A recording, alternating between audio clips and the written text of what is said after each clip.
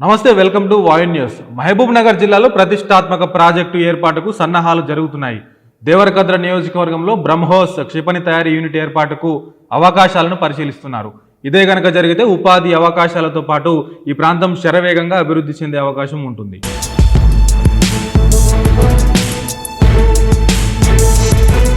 మహబూబ్ నగర్ జిల్లాలోని దేవరకద్ర మండలం చౌదర్పల్లి, బస్వాయిపల్లి గ్రామాల శివారులో బ్రహ్మోస్ యూనిట్ను ఏర్పాటు చేయాలనే యోచనలో ప్రభుత్వం ఉంది. అందుకు సాధ్యాసాధ్యాలను నిపుణులు పరిశీలిస్తున్నారు. స్థలాన్ని పరిశీలించే ముందు సీఎం రేవంత్ రెడ్డిని నిపుణుల బృందం కలిసింది. సీఎం సూచన మేరకు దేవరకద్ర నియోజకవర్గాన్ని ఎంచుకున్నట్లు సమాచారం. దేవరకద్ర ఎమ్మెల్యే జి మధుసూదన్ రెడ్డి నిపుణులకు అక్కడి పరిస్థితులను వివరించారు. పాకిస్తాన్ను మట్టి కరిపించడంలో బ్రహ్మోస్ క్షిపణులు కీలక పాత్ర పోషించాయి. వీటిని పెద్ద ఎత్తున ఉత్పత్తి చేసేందుకు ప్రభుత్వం నిర్ణయించింది. ఇప్పటికే హైదరాబాద్లోని బాలాపూర్లో బ్రహ్మోస్ మిసైల్ తయారీ యూనిట్ ఉంది. దీన్ని విస్తరించాలనే యోచనతో సరైన స్థలాల కోసం అన్వేషణ సాగిస్తోంది.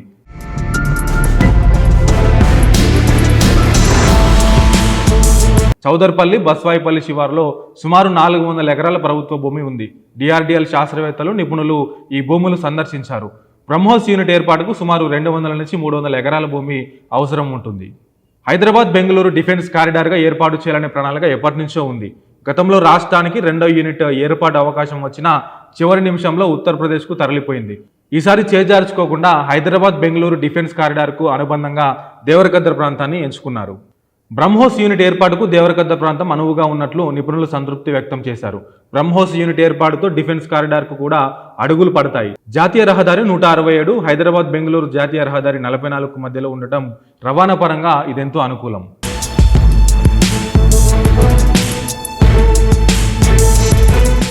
క్షిపణికి అవసరమయ్యే విడిభాగాల తయారీకి సంబంధిత ఎంఎస్ఎంఈ పరిశ్రమలు కూడా ఇక్కడ ఏర్పాటయ్యే అవకాశం ఉంది. దీంతో ప్రత్యక్షంగా, పరోక్షంగా ఉద్యోగ, ఉపాధి అవకాశాలతో పాటు ఈ ప్రాంతం శరవేగంగా అభివృద్ధి చెందుతుందనే అంచనా ఉంది.